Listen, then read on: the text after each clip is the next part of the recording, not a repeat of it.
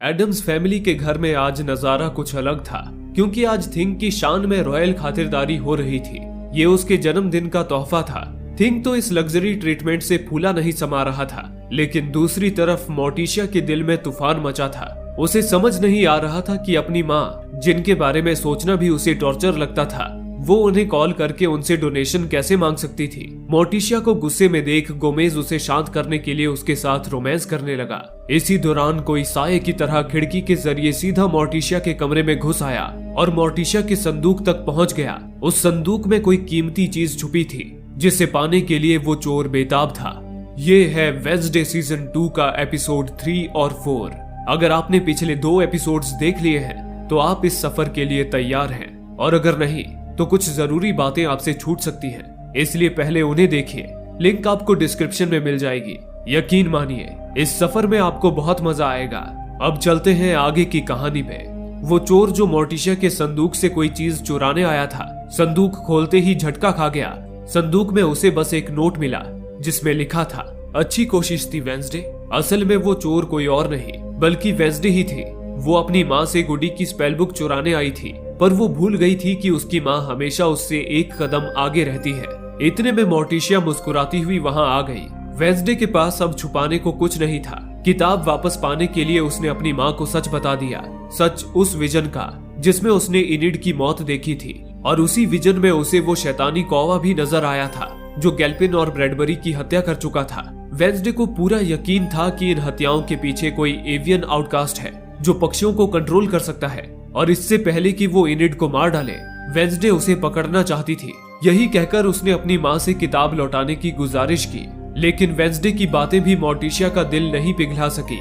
बजाय किताब देने के उसने वेडनेसडे को एक सलाह दी, जरूरी नहीं कि हर बार तुम्हारा विजन सच हो, कभी कभी उनका मतलब कुछ और भी होता है।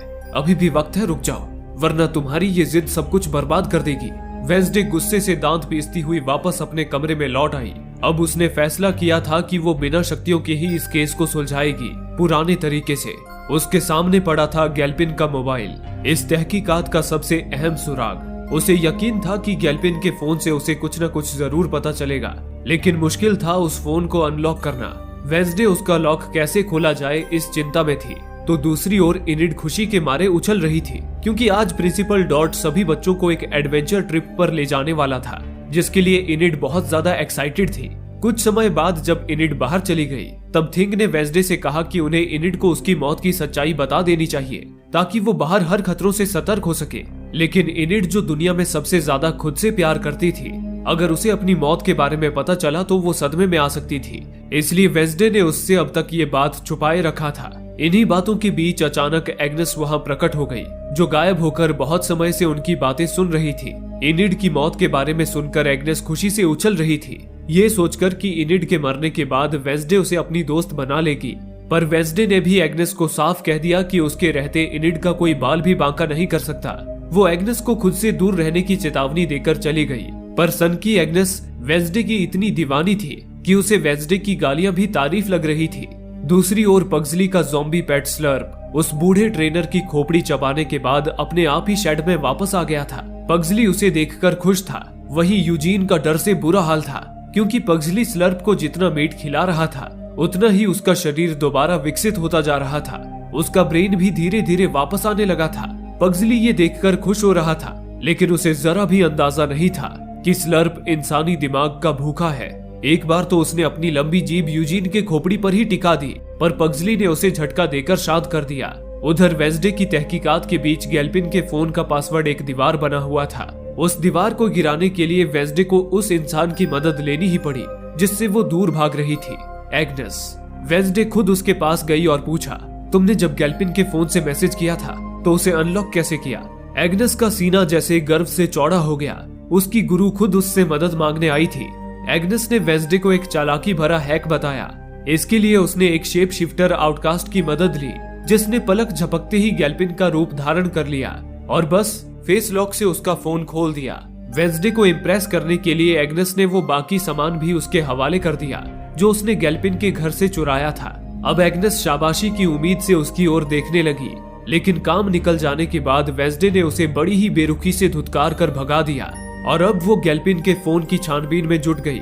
उसने गैल्पिन और ब्रैडबरी का वो आखिरी फोन कॉल सुना जिसमें ब्रैडबरी कह रहा था, उन्हें मेरे बारे में पता चल गया है, अगर मुझे कुछ हुआ तो याद रखना सारे सबूत बुलपेन में है। बुलपेन यानी कि ब्रैडबरी का ऑफिस। लेकिन ब्रैडबरी ने तो कई साल पहले ही पुलिस की नौकरी छोड़ दी थी, फिर भला उसका ऑफिस कहाँ हो सकता था। ये सोचती हुई वेंसडे गैल्पिन के घर से मिले बाकी सामानों को देखने लगी। तभी उसे एक तस्वीर मिली जंगल में मौजूद एक कैबिन की, जिसके पीछे लिखा था बुलपेन 2015 पाइन क्रेस्ट। वेंसडे समझ गई कि जरूर इसी कैबिन में उसे ब्रैडबरी का छुपाया वो सुराग मिलेगा। वेंसडे ने जेरिको शहर का मैप निकाला जिसमें उसे पाइन क्रेस्ट नाम की जगह का लोकेशन मिल गया, लेकिन वो जगह नेवरमोर से काफी दूर घने जंगलों के बीच थी और वेंसडे को वहां जाने का जरिया नजर नहीं आ रहा था। तब थिंग ने उसे मैप में कैंप जेरिको नाम की जगह दिखाई जहां स्कूल के बच्चों को एडवेंचर ट्रिप के लिए ले जाया जा रहा था। वहां से पाइन क्रेस्ट पास ही था। वैसे तो वेंसडे को स्कूल ट्रिप से नफरत थी, लेकिन उस सुराग की तलाश में वो ट्रिप के लिए रेडी हो गई। कुछ ही देर में सारे बच्चे प्रिंसिपल डॉट के साथ कैंप जेरिको आ पहुंचे। घने जंगल के बीच मौजूद एक खूबसूरत एडवेंचर साइट। वेंसडे बड़ी खुशी से बस से उतरी, लेकिन जब उसने देखा कि उसके मॉम डैड भी वहां आ थमके हैं, तो वेंसडे का सारा मूड ही खराब हो गया। इस एडवेंचर पर पग्जली भी आया था और अपने साथ एक बड़ी मुसीबत ले आया था, स्लर्प। उसे डर था कि स्लर्प पिछली बार की तरह कहीं भाग न जाए, इसलिए वो उसे अपनी नजरों के सामने रखना चाहता था। पर यूजीन घबरा रहा था क्योंकि अगर स्लर्प वहां आजाद हो गया तो बड़ी तबाही मचा सकता था। हालांकि पग्जली ने उसे भरोसा दिलाया कि इसका भी एक जुगाड़ उसने कर रखा है। उसने अपने टेंट के बाहर रॉकेट्स लगा दिए जो रस्सी से जुड़े थे। अगर स्लर्प भागने की कोशिश करता तो रस्सी से टकराता, जिससे आसमान में आतिशबाजी होने लगती और उन्हें खतरे का संकेत मिल जाता। इसी बीच डॉट बच्चों में उत्साह बढ़ा रहा था, ये बताकर कि अगले 2 दिनों के लिए कैंप जेरिको में आउटकास्ट्स का राज होगा। किसी भी नॉर्मीज यानी कि साधारण इंसानों को यहाँ आने की मनाही है। लेकिन उसी वक्त कैडेट्स यानी सोल्जर्स की ट्रेनिंग ले रहे जवानों का एक दल वहां आ धमका। गलती से उन्हें भी आज ही के लिए कैंप की बुकिंग मिल गई थी। उनके ट्रेनर क्रूगर को आउटकास्ट से नफरत थी। उसने गुस्से में उन्हें धमकाया कि अपना बोरिया बिस्तर समेटो और यहाँ से निकल जाओ। लेकिन डॉट भी इतनी आसानी से हार मानने वाला नहीं था। दोनों के बीच तीखी बहस छिड़ गई। तभी वहां पहुंची वेंसडे। उसने हालात संभालते हुए क्रूगर और उसके कैडेट्स को एक गेम के लिए चैलेंज कर दिया। नियम साफ थे, जो जीतेगा कैंप उसी का होगा और जो हारेगा वो बिना चूं चपड़ किए मैदान छोड़ देगा। क्रूगर ने भी अपनी मर्दानगी दिखाते हुए चैलेंज स्वीकार कर लिया और इस तरह शुरू हुआ नॉर्मीज बनाम आउटकास्ट्स का एक जबरदस्त खेल। इस गेम के लिए 2 एग शेप जैसे ऑब्जेक्ट मंगवाए गए जिसे कहा जाता था ज़ेफर। गेम के नियम इस तरह थे, दोनों टीमों में ज्यादा से ज्यादा 10 प्लेयर्स होंगे। हर टीम में एक ग्रुप अपने ज़ेफर की सुरक्षा करेगा और दूसरा ग्रुप विरोधी टीम के ज़ेफर को चुराने की कोशिश करेगा। अगर कोई टीम विरोधी टीम के ज़ेफर को चुरा लेती है तो उसे पहले फ्लेयर गन फायर करके अपनी बाकी टीम को संकेत देना होगा और फिर एक आखिरी दौड़ लगानी होगी कैंप पर मौजूद वॉच टावर की ओर। जो भी टीम विरोधी टीम के ज़ेफर को टावर के ऊपर मौजूद ट्राइपॉड में सबसे पहले रखेगी वो इस गेम की विजेता होगी। अब बारी आई टीम बनाने की। आउटकास्ट की टीम में कुल 7 प्लेयर्स थे, Wednesday, Enid, Ajax, Eugene, Bianca, Bruno और केंट। वहीं कैडेट्स ने पूरी ताकत झोंकते हुए 9 प्लेयर्स की टीम खड़ी कर ली। खेल शुरू हुआ।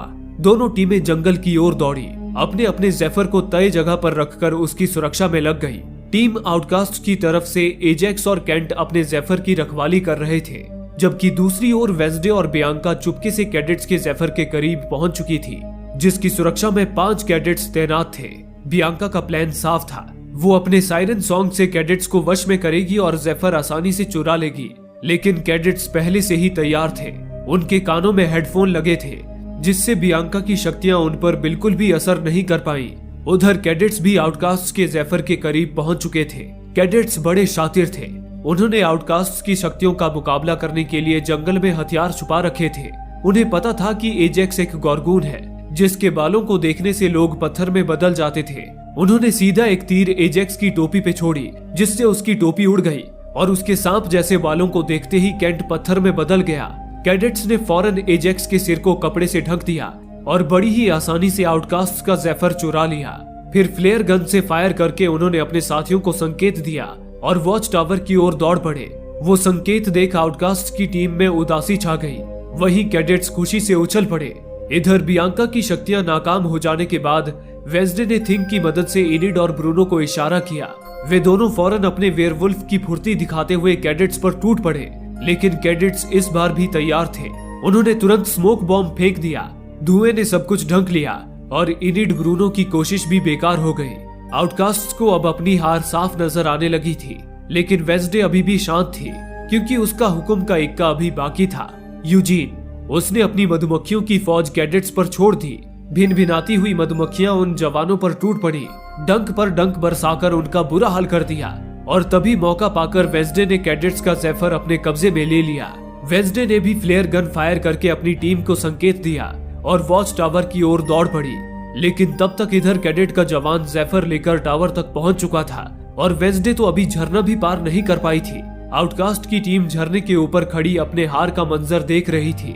जीत अब नामुमकिन लग रही थी, लेकिन वेंसडे के लिए हार मानना कोई विकल्प नहीं था। उसने एक तीर सीधा टावर की चोटी पर मारकर एक जिप लाइन बना दी और उस जिप लाइन से लटककर बिजली की रफ्तार से सीधा टावर के ऊपर जा पहुंची। कैडेट के ज़ेफर रखने से ठीक पहले उसे लात मारकर दूर गिरा दिया और ज़ेफर ट्राइपॉड में रखकर जीत का बिगुल बजा दिया। सारे आउटकास्ट्स खुशी से उछल पड़े। वहीं हैरान परेशान कैडेट्स को शर्त के मुताबिक कैंप जेरी को छोड़कर जाना पड़ा। फिर दिन ढलते ही सारे बच्चे और टीचर्स आउटकास्ट की जीत सेलिब्रेट करते हुए बोन फायर जलाकर गाना बजाना कर रहे थे। लेकिन इस जश्न के शोर शराबे से दूर वेंसडे आ पहुंची थी पाइन क्रेस्ट में। ब्रैडबरी का वही सीक्रेट कैबिन जहां उसने कोई राज छुपा रखा था। वहां छानबीन करते हुए वेंसडे ने जब आईने के पीछे देखा तो उसे वहां ढेर सारे अखबारों के कटआउट्स चिपके मिले, जिनमें आउटकास्ट्स के मौतों की श्रद्धांजलि छपी थी। उनमें से कुछ आउटकास्ट्स तो 15 साल पहले ही मर चुके थे। ब्रैडबरी ने उन सबका कनेक्शन एक नाम से जोड़ रखा था, लोइस। इससे वेंसडे को अंदाजा हो गया कि ये लोइस जो कोई भी है, जरूर वो आउटकास्ट्स का शिकार कर रही है और अब उसकी अगली शिकार इनिड है। उस लोइस के बारे में पता लगाने के लिए वेंसडे ने फिर अपनी साइकिक शक्तियों का इस्तेमाल करना चाहा, लेकिन इस बार भी उसकी शक्तियों ने काम नहीं किया। अब वेंसडे की फ्रस्ट्रेशन अपने चरम पर पहुंच चुकी थी। अपनी शक्तियों के बिना वो खुद को कमजोर, असहाय और अधूरी महसूस कर रही थी। गुस्से में तमतमाई हुई वो सीधा अपनी मां मोर्टिशिया के सामने आ खड़ी हुई और बिना एक पल गवाए उन्हें तलवारबाजी की चुनौती दे डाली। लेकिन ये कोई साधारण मुकाबला नहीं था। ये ऐसी खतरनाक तलवारबाजी थी जिसमें दोनों की आंखों पर पट्टी बंधी होगी। वेंसडे ने साफ कहा, अगर वो जीती तो मोर्टिशिया को गुडी की किताब उसे लौटानी होगी। इस पर मोर्टिशिया ने भी एक शर्त रख दी कि अगर वो जीती तो वो गुडी की किताब को जला देगी। इन शर्तों पर दोनों ने चुनौती मंजूर कर ली। वेंसडे जंग की तैयारी में लग गई। इसी बीच दूसरी ओर कैडेट्स का लीडर क्रूगर अपनी हार पचाने को तैयार नहीं था। गुस्से से तिल मिलाकर उसने अपने सिपाहियों के साथ एक गुप्त प्लान बनाया। रात के अंधेरे में आउटकास्ट्स के टेंट्स में घुसकर बच्चों को डराना, धमकाना और वहां से भगा देना। क्रूगर ने अपने जवानों को कैंप के दूसरी तरफ से हमला करने भेजा और खुद दबे पांव एक टेंट की ओर बढ़ने लगा। पर आज तो जैसे किस्मत उसकी दुश्मन बन चुकी थी। वो टेंट किसी और का नहीं बल्कि पग्जली का था। क्रूगर का पैर पटाखों से बंधी रस्सी में उलझ गया और वो धड़ाम से टेंट के भीतर जा गिरा। अंदर पग्जली तो नजर नहीं आया, लेकिन उसकी जगह भूखा ज़ॉम्बी स्लर्प चुपचाप अपने रात्रि भोजन का इंतजार कर रहा था, जिसका इंतजाम अब हो चुका था। क्रूगर को देखते ही स्लर्प ने झपटा मारा और एक ही पल में उसकी खोपड़ी चबा डाली।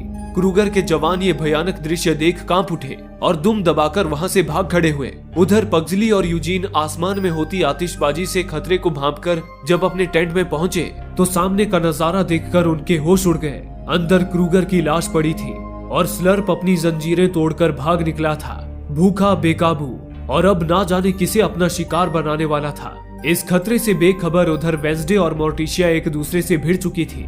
आंखों में पट्टी बांधकर वे तलवार से एक दूसरे के सीने पे लगे कांच के दिल को तोड़ने की कोशिश कर रही थी। जो भी पहले अपने ओपोनेंट के दिल को तोड़ देता वो जीत जाता। उन्होंने थिंग को जज की कुर्सी पे बैठा दिया था। दोनों माँ बेटी एक दूसरे पर बिल्कुल भी रहम नहीं दिखा रही थी। वेंसडे ने तलवारबाजी अपनी माँ से ही सीखी थी, लेकिन अब वो उन्हीं पर भारी पड़ रही थी। दूसरी ओर स्लर्प के हाथ एक कुल्हाड़ी लग गई। वो सीधा पास के बाथरूम में घुस गया, जहां उस वक्त गोमेज पूरे मजे में फुल साउंड पर गाना सुनते हुए नहा रहा था। अचानक स्लर्प ने लकड़ी के दरवाजे में कुल्हाड़ी मारकर छेद कर दिया और उसी छेद से अपनी लंबी चिपचिपी जीभ अंदर घुसाकर गोमेज के मांस का स्वाद लेने लगा। पीठ पर अजीब सी गुदगुदी महसूस कर गोमेज मुस्कुराया। उसे लगा शायद ये मोर्टिशिया की कोई शरारत है, लेकिन जैसे ही उसने मुड़कर देखा उसकी रूह कांप उठी। दरवाजे के उस पार स्लर्प खड़ा था, उसका अगला वार सीधा गोमेज की खोपड़ी चीर देता, लेकिन ऐन मौके पर पग्जली वहां आ गया और बिजली के झटके से उसे दूर गिरा दिया। उसी पल प्रिंसिपल डॉर्ट और स्कूल के सारे बच्चे वहां जमा हो गए। तभी स्लर्प फिर उठ गया और कुल्हाड़ी लेकर जंगल की तरफ भाग गया। दूसरी ओर वेंसडे और मोर्टिशिया की लड़ाई और ज्यादा घमासान हो चुकी थी, पर अंत में मोर्टिशिया ने वेंसडे का दिल चकनाचूर कर उसे शिकस्त दे दी।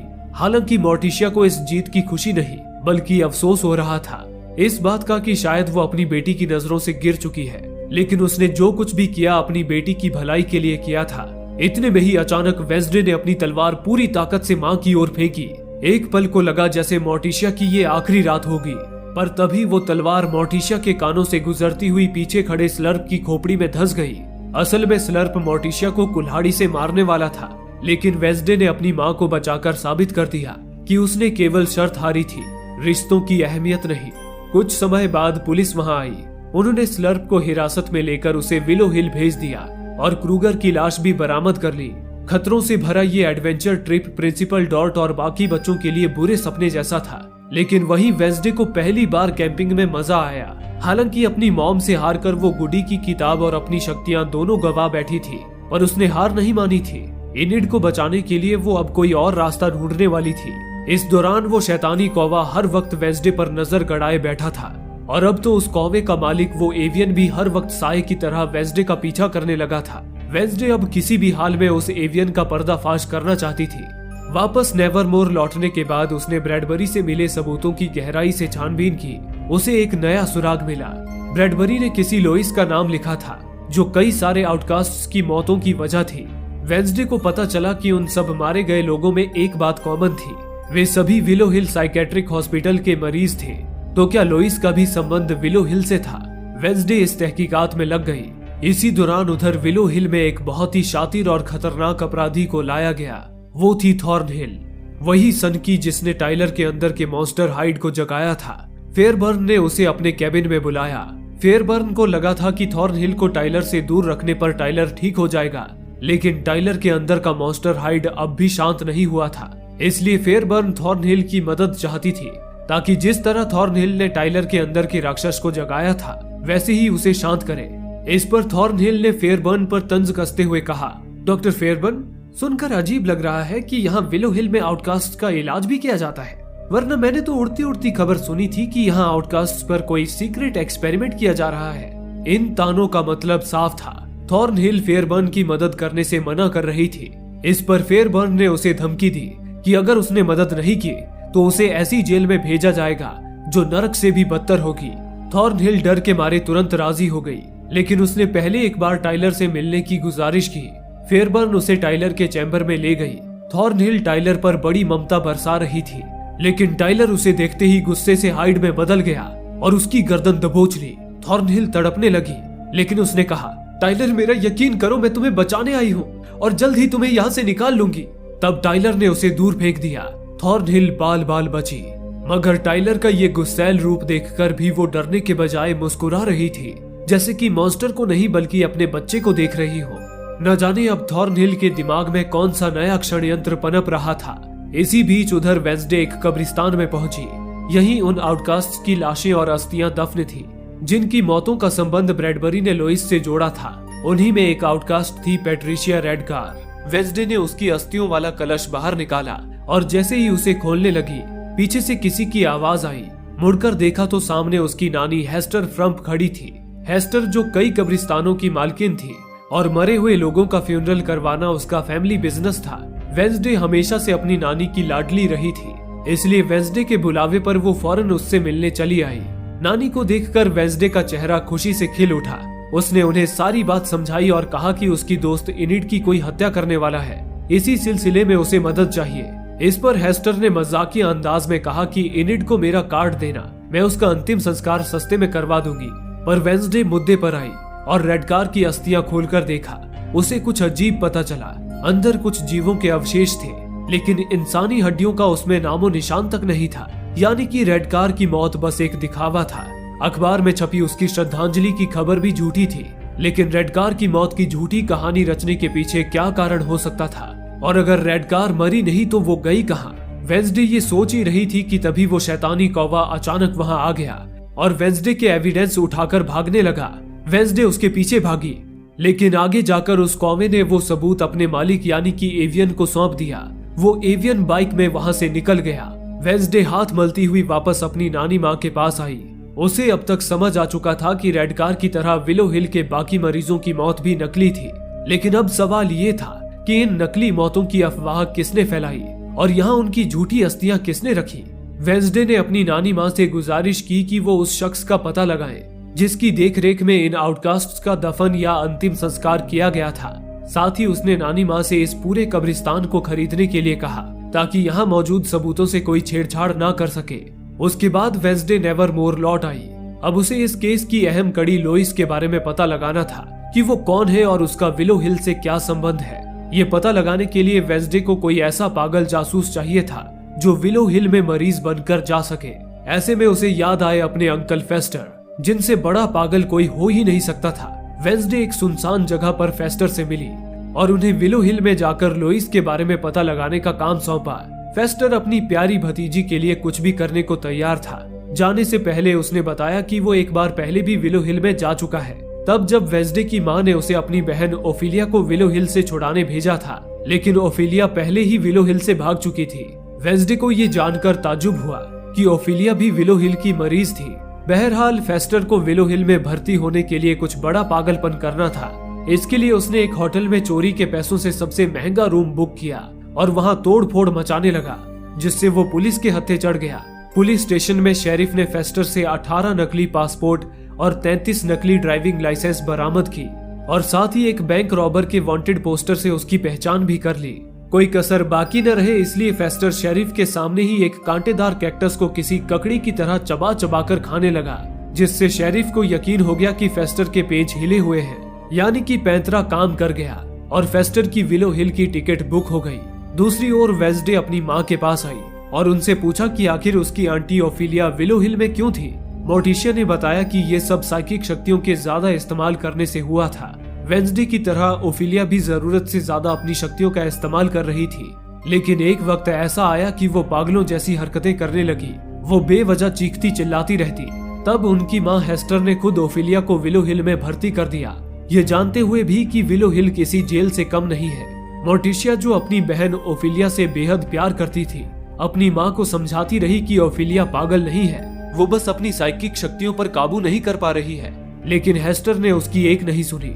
ओफिलिया आज 20 सालों से लापता थी और अपनी प्यारी बहन को खोने की जिम्मेदार मोर्टिशिया अपनी माँ हेस्टर को मानती थी, इसलिए उसे हेस्टर से इतनी नफरत थी। इसी बीच हेस्टर भी वहां आ गई, जिसे देख मोर्टिशिया का चेहरा उतर गया। हेस्टर वेंसडे के लिए एक तोहफा लाई थी। उसने वो कब्रिस्तान वेंसडे के नाम कर दिया था और उस शख्स का भी पता लगा लिया था जिसने उन आउटकास्ट्स की नकली श्रद्धांजलि की खबर छपवाई थी और उनके नकली डेथ सर्टिफिकेट पर हस्ताक्षर भी किया था। उसका नाम था अगस्टस स्टोनहर्स्ट। ये जानकारी देने के लिए वेंसडे ने अपनी नानी माँ का धन्यवाद किया और वहां से चली गई। लेकिन वही मोर्टिशिया को अपनी माँ का वेंसडे की जिंदगी में दखल देना पसंद नहीं आ रहा था। इस पर हेस्टर उसे समझाने लगी कि उसे वेंसडे को उसके हाल पर छोड़ देना चाहिए, क्योंकि खतरों के बिना उनके परिवार का वजूद ही क्या है। उसने मोर्टिशिया से गुडी की किताब वेंसडे को लौटा देने की गुजारिश भी की, लेकिन मोर्टिशिया ने गुस्से में किताब को सीधा आग में ही झोंक दिया। माँ बेटी की इन रंजिशों के बीच उधर फेस्टर विलो हिल के स्टाफ और डॉक्टर से घुल मिल गया था और लुइस नाम के उस शख्स की तलाश कर रहा था। हालांकि लुइस तो उसे नहीं मिली, पर उसे लुइस नाम की एक औरत से इश्क हो गया। उधर फेस्टर लुइस के साथ रास लीला कर रहा था, तो इधर वेंसडे अगस्टस स्टोनहर्स्ट नाम के उस शख्स का पता लगाने में जुटी थी जिसने आउटकास्ट की नकली डेथ सर्टिफिकेट बनाई थी। वेंसडे ने इस तहकीकात में अब एग्नेस को भी शामिल कर लिया था, जिसने अगस्टस की जानकारी निकाली और वेंसडे को बताया कि ये अगस्टस पहले विलो हिल का हेड डॉक्टर था और उसके पहले वो नेवरमोर में भी साइंस टीचर के तौर पर काम कर चुका था।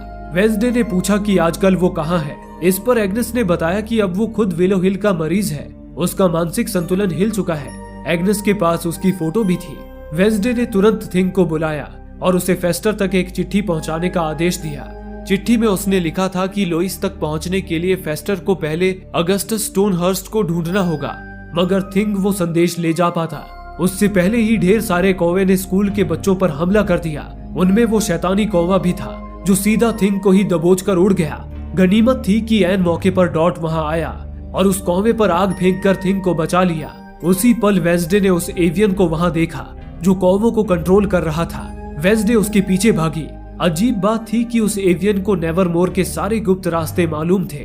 काला चोगा ओढ़े वो एवियन भागता हुआ लाइब्रेरी की तरफ आया और एक सीक्रेट दरवाजा खोलकर अंदर घुस गया। वेंसडे भी बिना एक पल सोचे अंदर चली गई। अंदर एक सीक्रेट पैसेज था जहां भागती हुई वेंसडे ऊपरी मंजिल में पहुंच गई, लेकिन अब वो एवियन जैसे कहीं गायब हो चुका था। बस उसका काला चोगा एक कमरे के बाहर सीढ़ियों पे पड़ा था। वेंसडे जब उस कमरे में गई तो सामने खड़ी थी डॉक्टर फेयरबर्न। फेयरबर्न ने मुस्कुराते हुए कहा, मिस एडम्स, तुम यहाँ क्या कर रही हो? वेंसडे ने उसे शक की निगाहों से देखते हुए कहा, यह सवाल तो मुझे आपसे पूछना चाहिए डॉक्टर फेयरबर्न कि आप यहाँ क्या कर रही हैं? शायद ये काला चोगा आपने बाहर ही गिरा दिया था। पर फेयरबर्न ने चौंकते हुए कहा, ये मेरा नहीं है, मैं तो यहाँ म्यूजिक टीचर मिस कैप्री से मिलने आई हूँ। कैप्री हमारे हॉस्पिटल में म्यूजिक थेरेपी की क्लास लेना चाहती है, उसी सिलसिले में। लेकिन वेंसडे आसानी से उसके बहकावे में आने वाली नहीं थी। इतने में ही कैप्री चाय लेकर एक कमरे से निकली, पर फेयरबर्न ने हड़बड़ी में चाय तक नहीं पी और वहां से निकल गई। उसी पल वेंसडे ने कैप्री पर गौर किया। कैप्री हाँफ रही थी जैसे किसी रेस में भागकर आई हो। वेंसडे उलझन में पड़ गई। कौन थी वो एवियन, डॉक्टर फेयरबर्न या मिस कैप्री? वेंसडे उस वक्त तो वहां से चली गई, लेकिन उसकी नजर हर वक्त कैप्री पर थी। वहीं उसने फेयरबर्न की गाड़ी के साथ थिंग को विलो हिल भेज दिया था ताकि थिंग फेस्टर को उसका संदेश दे सके। विलो हिल पहुंचकर थिंग ने फेस्टर को इशारों में समझाया, अगस्टस को ढूंढो तो लोइस अपने आप मिल जाएगी। फेस्टर ने हॉस्पिटल के गार्ड से पूछा कि क्या यहाँ कोई अगस्टस है। तब गार्ड उसे बाहर ले आया जहाँ पक्षियों के पिंजरे में बैठा था बूढ़ा अगस्टस।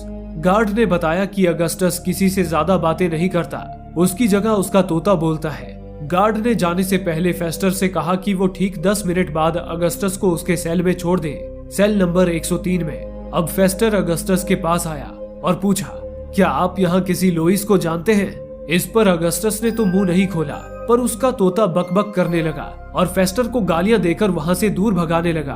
तब फेस्टर ने उसे कुछ बिजली के झटके दिए जिससे तोते की अकल ठिकाने आ गई। इस बार लोइस के बारे में पूछने पर तोते ने एक नंबर बताया, 51971, लेकिन इन नंबर्स का मतलब फेस्टर को समझ नहीं आया। दूसरी ओर वेंसडे एक बार फिर ओरलॉफ के पास आई। ओरलॉफ नेवरमोर के सबसे पुराने टीचर थे, इसलिए अगस्टस के बारे में जरूर कुछ मालूम होगा। ये सोचकर वेंसडे ने उसके आगे अगस्टस का जिक्र किया और पूछा कि क्या उन्हें अगस्टस के बारे में कुछ पता है। ओरलॉफ ने बताया कि अगस्टस नेवरमोर का सबसे मशहूर टीचर था। उसे आउटकास्ट्स पर बड़ी दिलचस्पी थी, पर उसकी और अगस्टस की कभी नहीं बनी। वेंसडे ने आगे पूछा कि क्या अगस्टस ने अपने कार्यकाल में कभी किसी लोइस का जिक्र किया था? क्या लोइस उसकी पत्नी या बेटी थी? ओरलॉफ ने बताया कि अगस्टस की पत्नी तो उसके नेवरमोर ज्वाइन करने से पहले ही चल बसी थी। हालांकि उसकी एक नन्ही बेटी थी, पर ओरलॉफ को उसका नाम याद नहीं आ रहा था। ओरलॉफ ने बताया कि अगस्टस ने अपनी बेटी के लिए ईगो टावर में एक बड़ा पक्षियों का पिंजरा बनवाया था। उसकी बेटी को पक्षी बहुत पसंद थे। इन बातों से वेंसडे समझ गई कि हो न हो ये लोइस अगस्टस की बेटी है और वही वो एवियन है जो कौवों को कंट्रोल कर रही है। उधर विलो हिल में फेस्टर गार्ड के कहने पर अगस्टस को उसके सेल में ले जा रहा था। इसी दौरान थॉर्नहिल वहां से गुजरी, जिसे अब दूसरे जेल में शिफ्ट करने ले जाया जा रहा था, क्योंकि अब वो फेयरबर्न के किसी काम की नहीं थी।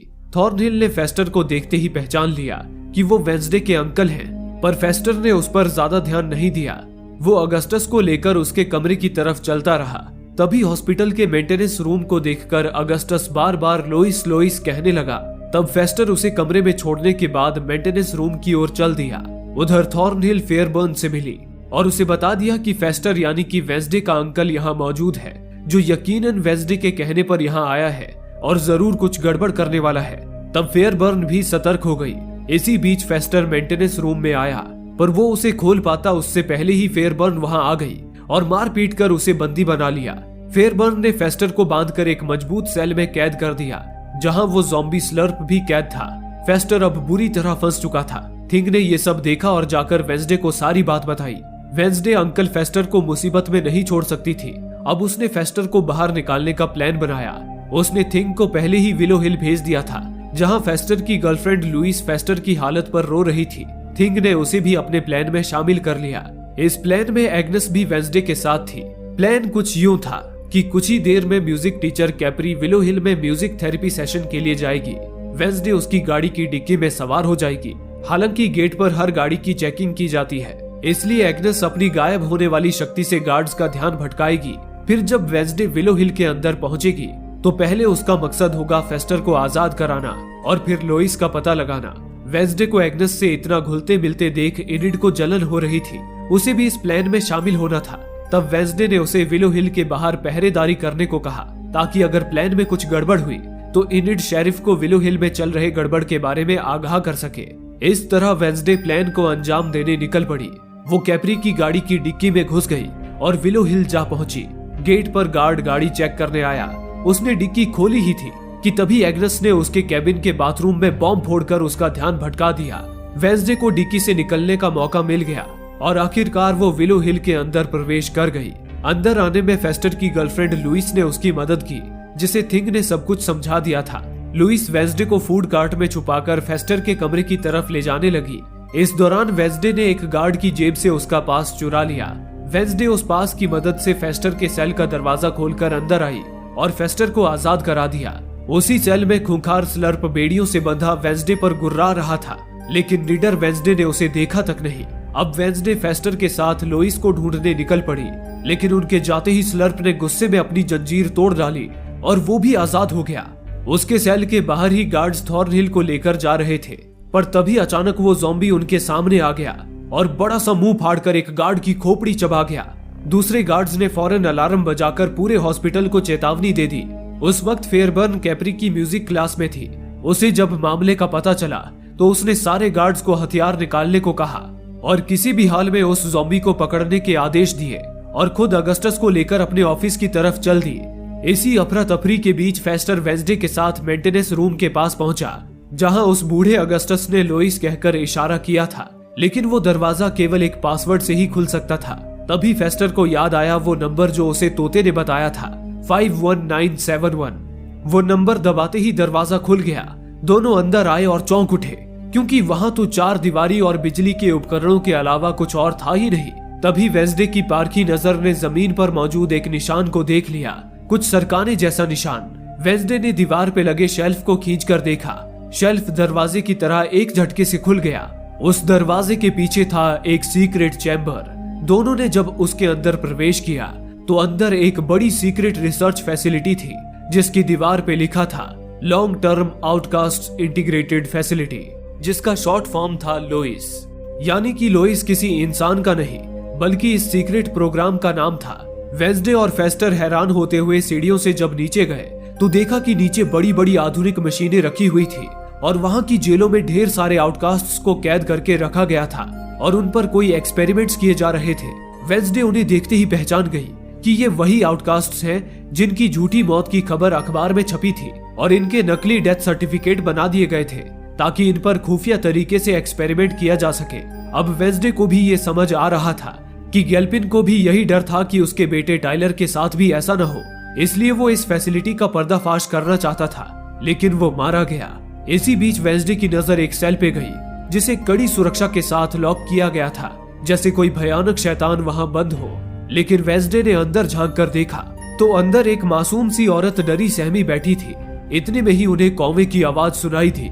वे जब मुड़े तो पीछे वो एवियन खड़ा था अपने शैतानी कौवे के साथ। वेंसडे पहले ही समझ चुकी थी कि वो एवियन फेयरबर्न है। अब जब उसका पर्दाफाश होने ही वाला था तो उसने अपना चेहरा दिखाया, लेकिन उसका चेहरा देख वेंसडे चौंक उठी।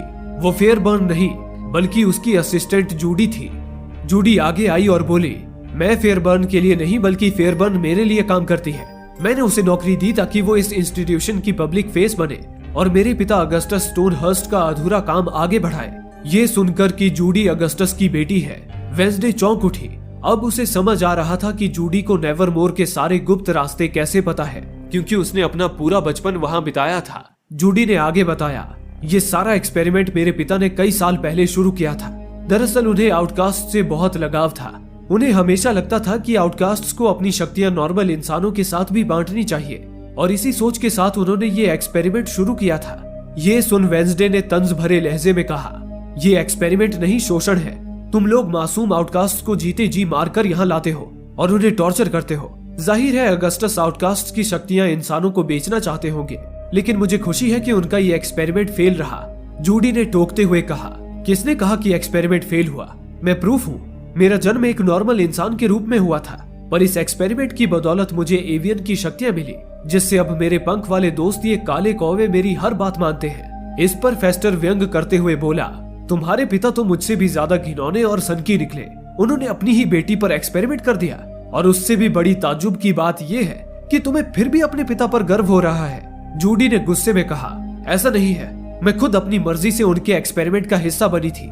मुझे शक्ति देने के बाद मेरे पिता खुद भी डाविंची की शक्तियां पाना चाहते थे, लेकिन उनके बूढ़े शरीर ने उनका साथ नहीं दिया, इसलिए अब मैं उनके इस विरासत को आगे ले जा रही हूँ। वेंसडे ने कहा, ये विरासत नहीं, एक पागलपन भरा जुनून है, और ये जुनून एक दिन तुम्हें बर्बाद कर देगा। जूडी को इन बातों में उलझा देख फेस्टर ने वहां बिजली का एक जोरदार धमाका कर दिया, जिससे पूरी फैसिलिटी की बिजली गुल हो गई। बिजली जाने से जेल के सारे ऑटोमेटिक दरवाजे खुल गए और गुस्से से बौखलाए आउटकास्ट्स ने जूडी पर हमला कर दिया। जूडी अपनी जान बचाकर भागने लगी। वेंसडे ने फेस्टर को भी वहां से भागने को कहा और खुद उस डरी सहमी आउटकास्ट को सेल से निकालकर ले जाने लगी। उधर दूसरी ओर फैसिलिटी के ऊपर विलो हिल में भी सारे पागल अपने सेल से आजाद हो चुके थे और बेकाबू होकर गार्ड्स को मार पीट कर भाग रहे थे। वहीं वो ज़ॉम्बी स्लर्प भी जो मिला उसका भेजा खाता जा रहा था। जितना वो खा रहा था उसका शरीर उतना ही विकसित हो रहा था, उस पर गोलियों का भी कोई असर नहीं हो रहा था। इसी बीच मौके का फायदा उठाकर थॉर्नहिल टाइलर के चैम्बर में आई। उसने टाइलर को बताया कि हम दोनों की दुश्मन वेंसडे यही विलो हिल में है। थॉर्नहिल ने टाइलर को बेड़ियों से आजाद करा दिया और हुक्म दिया कि वेंसडे को खत्म कर दे, लेकिन उसे अंदाजा भी नहीं था कि ऐसा करके उसने कितनी बड़ी गलती कर दी है, क्योंकि टाइलर अब वो प्यादा नहीं था जो थॉर्नहिल के इशारों पे चलता। टाइलर आजाद होते ही खूंखार हाइड में बदल गया और भगा भगाकर पहले तो थॉर्नहिल को बेरहमी से मार डाला और फिर वेंसडे की तलाश करने लगा। इसी दौरान दूसरी ओर फेयरबर्न अगस्टस के साथ अपने कैबिन में छुपने आ गई। तभी उसे किसी की आहट आई। फेयरबर्न बंदूक तानकर इधर उधर देखने लगी। उसी पल बिजली की चमक के साथ उसे ज़ॉम्बी स्लर्प नजर आया, जो पहले से ही वहां छुपा हुआ था। फेयरबर्न गोली चला पाती उससे पहले ही स्लर्प ने उसे दबोच लिया और उसकी खोपड़ी चबा गया। अब स्लर्प का शरीर इतना विकसित हो चुका था कि वो बोल भी पा रहा था। उसने मुड़कर अगस्टस की ओर देखा और उस पर टूट पड़ा। दूसरी ओर वेंसडे उस मासूम आउटकास्ट को लेकर विलो हिल से निकल रही थी, लेकिन उसी पल टाइलर ने वेंसडे को देख लिया। वेंसडे ने उस आउटकास्ट को भागने के लिए कहा और खुद टाइलर के सामने निडर होकर खड़ी हो गई। टाइलर गुस्से से बौखलाया हुआ दौड़कर वेंसडे के करीब आया। आंखों में गुस्सा और बदले की आग लिए वो वेंसडे को घूर रहा था, पर वेंसडे बिल्कुल भी डरी नहीं। मौत की आंख से आंख मिलाकर वहीं खड़ी रही। कुछ पल के लिए विलो हिल में खामोशी छा गई, लेकिन अगले ही पल वेंसडे खिड़की तोड़ती हुई सीधा बिल्डिंग से बाहर आ गिरी, बुरी तरह जख्मी और खून से लहूलुहान। वो बिल्कुल भी हिलडुल नहीं रही थी। एनिड और एग्नेस ने पहले ही पुलिस को कॉल कर दिया था। पुलिस जब मौके पर पहुंची तो उनकी नजर पड़ी टाइलर पर। मॉन्स्टर हाइड जो बिल्डिंग के ऊपर खड़ा गुर्रा रहा था। पुलिस वालों ने उस पर गोलियों की बौछार कर दी, लेकिन हाइड रुका नहीं। उसने पुलिस वालों पर ही हमला बोल दिया और जंगल की ओर भाग खड़ा हुआ, अपनी सबसे बड़ी दुश्मन एनिड का शिकार करने। एक तरफ एनिड पर मौत आंधी की तरह बरसने वाली थी, तो दूसरी ओर वेंसडे भी मौत के कगार पर खड़ी थी। उसने लोइस का केस तो सुलझा दिया था, लेकिन इस चक्कर में टाइलर यानी कि एक ऐसा राक्षस आजाद हो चुका था जिसके अंदर सिर्फ नफरत बाकी थी, और ये नफरत पूरे नेवरमोर को राख में बदलने वाली थी। वेंसडे सीजन 2 का पार्ट 1 हमें इसी दिलचस्प मोड़ के साथ छोड़ जाता है, लेकिन कहानी यहीं खत्म नहीं हुई है, बल्कि यहीं से असली खेल शुरू होने वाला है। और यकीन मानिए, आने वाला इस सीरीज का पार्ट 2 आपके होश उड़ा देगा, क्योंकि कहानी में आने वाला है ऐसा ट्विस्ट जिसकी आपने कल्पना भी नहीं की होगी। इसलिए वेंसडे सीजन 2 का पार्ट 2 जरूर देखिए। तब तक के लिए वीडियो पसंद आया हो तो एक लाइक जरूर कीजिए और चैनल को सब्सक्राइब करने के साथ ही बेल आइकन भी दबा दीजिए, ताकि अगली कोई भी वीडियो आपसे मिस न हो। धन्यवाद।